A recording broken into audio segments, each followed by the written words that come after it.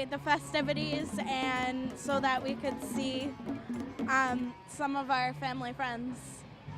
There's a hot air balloon back over there, and that since there's a hot air balloon, there's people able to go. I think there's people going across. Oh, it started 5 years ago. This is the 5th annual, and it started as a grand opening of the Little Red Shop Museum. For almost 30 years, people tried to have fundraisers to save the Little Red Shop itself. It was sitting here since 1951, and it was decaying. And unfortunately, fortunately, we wanted to save something that was built in 1841. And so I got involved in 2004 and brought the business aspect into it, and got some local area businesses involved, including the Chamber of Commerce, and we were able to do a reconstruction of the Little Red Shop. We kind of encapsulated and preserved the interior. So when you walk into this building, what you see is really 1841. And it's just wonderful. So we had to come up with a grand opening for what we had done on all the hard work. And that was in 2009.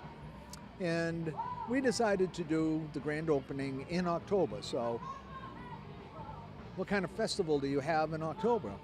It sounded like Oktoberfest. So what one person thought of Oktoberfest was maybe pumpkins and painted faces and apple cider.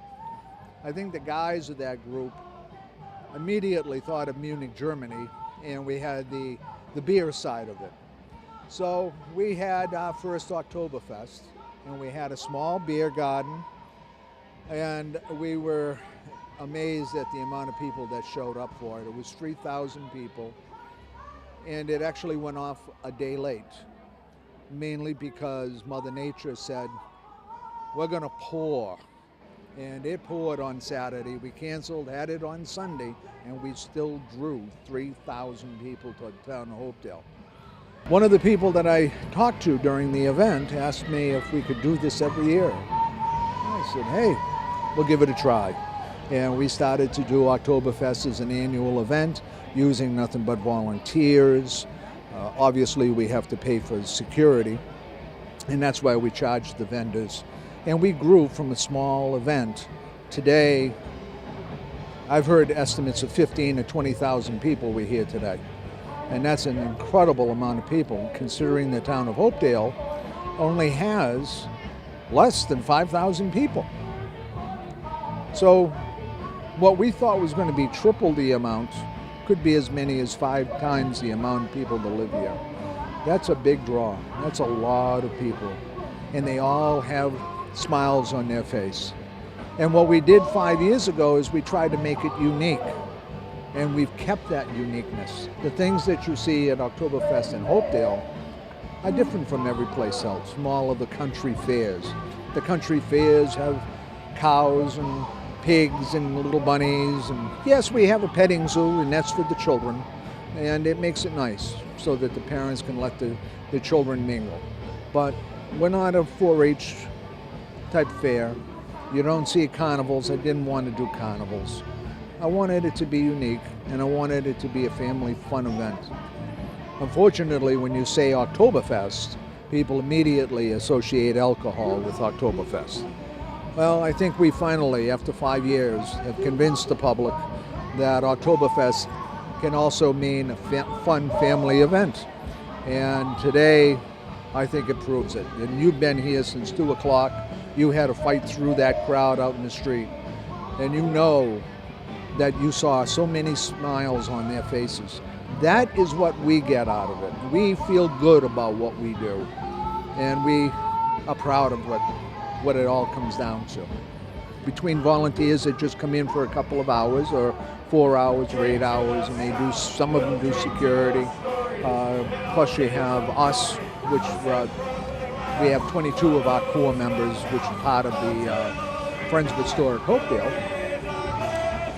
All told, about 175 volunteers helped put this on. And the sponsors have contributed so that we can have free entrance, free admission, free parking. You could come here with a family of 6 and not spend a penny. You don't have to. We even had a free chowder fest. You could taste test all of the different chowders that were available. And then you voted on which one was the winner. By the way, Atria Draper Place was the winner this year. So I think they've won it twice out of the 4 years that they've had it, and they get the silver cup and they engrave their name on it. That's the prize. But the chefs are all proud of what they do, and they have a great time all by itself. And we're up in the park. We have the family fun area, and that's new this year. That was a tremendous hit this year. All the kids had a great time. And of course, Wally the Green Monster came down. He was sponsored by Milford Nissan and Diamond Funding and HMEA. He was here for 2 hours before he had to leave, and he really did have to go to Fenway Park for first pitch at 5:37 this afternoon. And he did an awesome job. We had a costume contest. Obviously, I have my costume on. My wife was dressed very similar, and we won the best couple. So that was kind of cool. And we had, and there must have been 30 or 40 different people. In fact, I see a pirate coming down the street right now. He calls himself Jack Sparrow, and I think he won best costume. So it was really good competition. So the kids had a great time. We had little bees running around. We had tutus running around. We had a parade through the park with Wally leading the way, and it was wonderful. And they had bounce houses, and we had up in the park, we had a family tent up there with another food court. We had 3 food courts this year.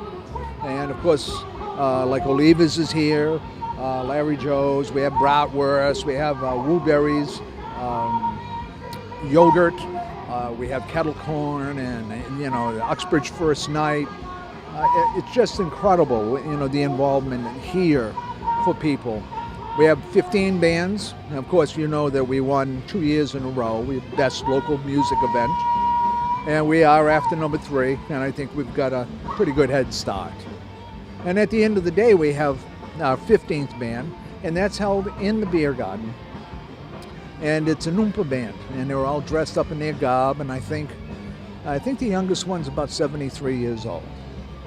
By the way, during the evening, we after 6 o'clock, we don't allow children into the beer garden.